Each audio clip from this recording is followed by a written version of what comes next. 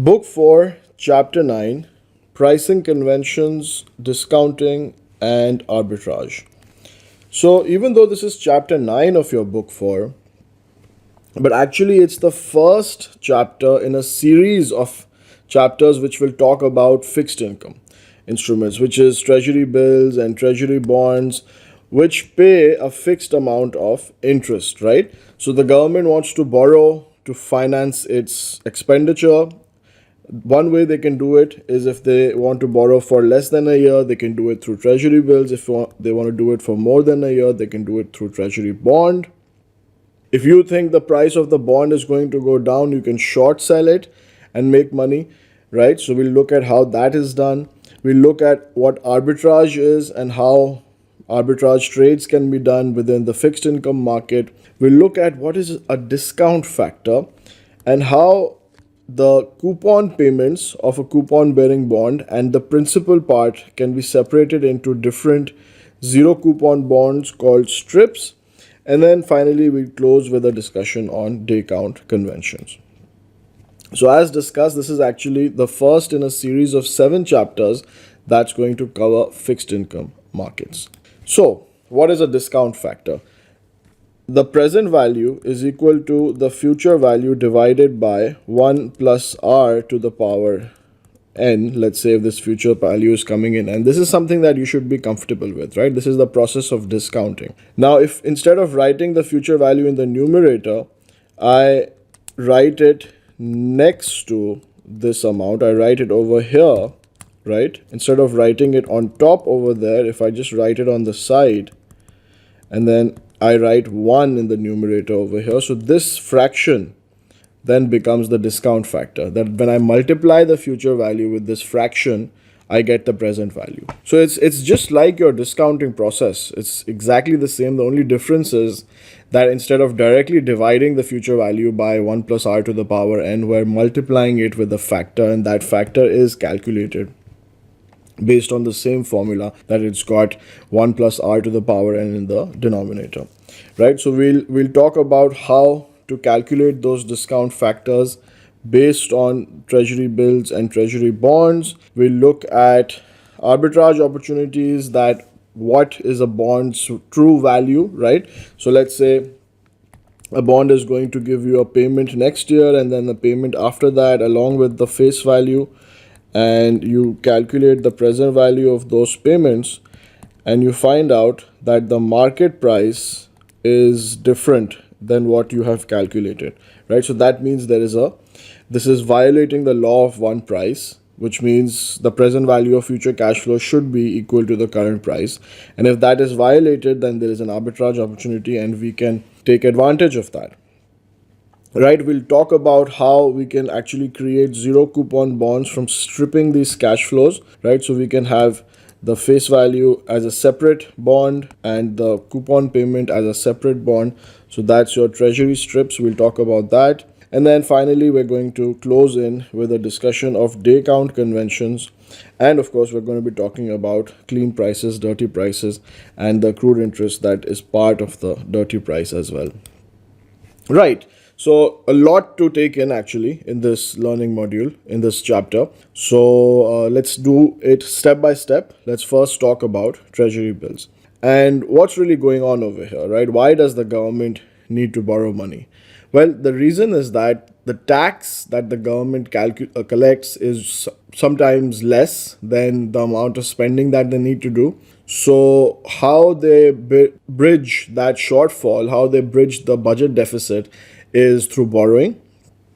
Now, they don't want to borrow in the short term because then what they could run into is something called rollover risk, right? Because, I mean, let's say if they are borrowing using a 1-year maturity, that means they have to pay back after 1 year or less, right? And if they're spending in a project which is going to have a number of years before it can actually repay the government or help the government collect higher taxes, because that's how the government will then get revenue to be able to repay on this bond. So the government is going to not just borrow in less than 1 year, but they're going to do something called treasury bonds as well, which is more than 1 year, right? And they want to have a diversified source of borrowing with different years. So what this really helps us get is something called the yield curve, right? And this is very, very important because if the government is, let's say, borrowing at a rate of 4% as far as its treasury bills are concerned, right? So 1 year or less than 1 year, and then the longer the maturity, normally what you want to see is that there is a higher interest rate that the government is offering. Because naturally, I mean, think about it, right? If you want to lend your money to someone, the longer the period you want to get it lent out for, the higher the risk you're taking, because that person might not repay you back and your money is getting stuck for that longer amount, and the interest rate might change, right? So you lent out, let's say, money to the government, for example, at 3 years, for 3 years at 4.2%, but then you find out that interest rate has actually gone up to 5%, so you will be sad, right? So the longer the maturity, the higher the interest rate risk you're taking, and therefore usually what happens is that the government offers higher rates for the longer maturities. Now the T bills, the treasury bills, are for 1 year or less. So all these instruments which will be either maturing within 1 year or less than 1 year are called treasury bills. And then what we have are treasury bonds, which will be more than 1 year.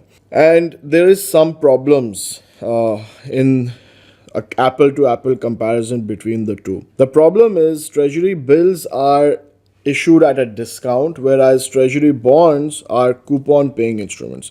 Now, what does that mean? Let me first explain to you what being issued at a discount means, right? So, for example, let's say I am buying this treasury bill, which is going to give me money after 90 days, right? So, my N is equal to 90. Now, what will happen is this government treasury bill is going to give me a face value of 100. The question is, how much do I have to pay for it right now, right? And the amount of discount I'm going to get on it depends on this thing called Q. Now it basically tells me how much discount am I going to get on it. So let's say if that is 2, right? So the way I have to calculate is 100 minus 2, which is 98, is what my price will be. But that would be the case if it was for the full year, right? If I was buying at 98 and then after a full year I would get at 100. But this is not for a full year, it's just for 90 days. So this 2 I will multiply by 90 over 360 before I actually calculate that what will be the price that I'm going to pay over here. Right, so in this case it will be, let's do this calculation together, 90 divided by 360 multiplied by 2, right? That's 0.5. And then, so 100 minus 0.5 is 99.5. So that's how much I'm going to pay for this. And then I'll get 100 after 90 days. So now there's two problems with this, right? Problem number one is that we're using 360, which is kind of silly because the reality is that we have 364 or 365 days in a year, right?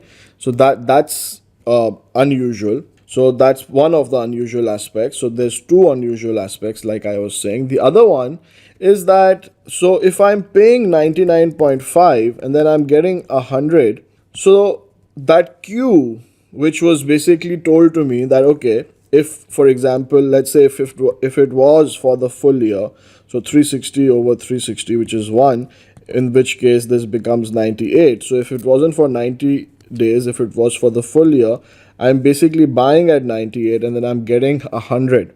Now you might think that's 2% because that's what the Q says, that, hey, you're getting this at a discount of 2%, but it's actually more than 2%. Because if you think about it, what would you put in the denominator when you're measuring the return on investment? The ending value minus the beginning value divided by the beginning value, right? And if you do that, okay, I got back 100, I had invested a 98 and divided by 98, so that's 2 divided by 98, which is 2.041%, which is little bit more, than 2, right? Because in the base is 98, but actually when you see what the discount is being quoted to us, that's 2% because they are quoting it as a percentage of face value. So this is the other confusion that is there.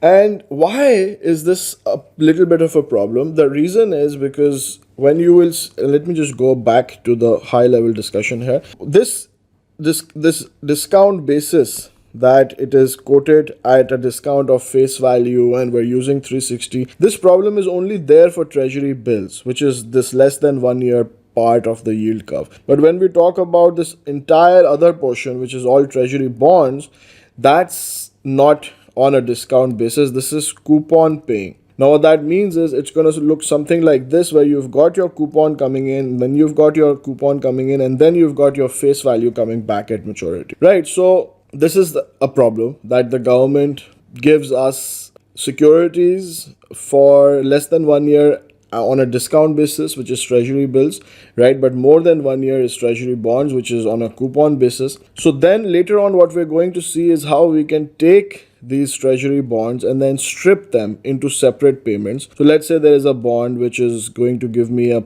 coupon payment after 1 year, then another coupon payment after 2 years, then another coupon payment after 3 years, and then the face value back. Right. So what I want to do is, instead of taking this entire bond together, I want to strip these cash flows and treat them like completely separate payments. And then I want to calculate, okay, what will be the discounted value of this, and then how much is the rate I'm earning on that if I take each of those as separate future values. And that's where the strips are going to come in, right? So again, I mean, just going back to the high level discussion, that when we said we're going to talk about strips, ties in with your treasury bills, because these are discount instruments that you buy them at a discount and then you get a certain price. Your treasury bonds are not like that. They're like a coupon bearing instrument where you, let's say you buy it for 100 and then it will give you $2 interest and then $2 interest and then $2 plus your $100 back. Right. And if you want to convert this, if you want to take these payments and then treat them separately and then find out, okay, what would be the discounted price for each one of those if I were to bring them back today, right? So that's where the strips are going to come in, that we'll take all these cash flows and we'll strip them separately. So anyways, more on that later. Let's complete our discussion about treasury bills first. So now this is important, right? Let's have a look at this example. So let's say you've got a 90-day T-bill. The bid is being quoted at 1.64. The ask is being quoted at 1.63. So this is the quoted discount, right? And keep in mind that this is, of course, applied to this is going to be plugged into the formula. And because it's 90 days, so that needs to be adjusted for the number of days as well. And look, we're taking 360 over here. As you know, that in this formula for money markets, we are usually taking 360, unless otherwise they specifically tell you to take 365.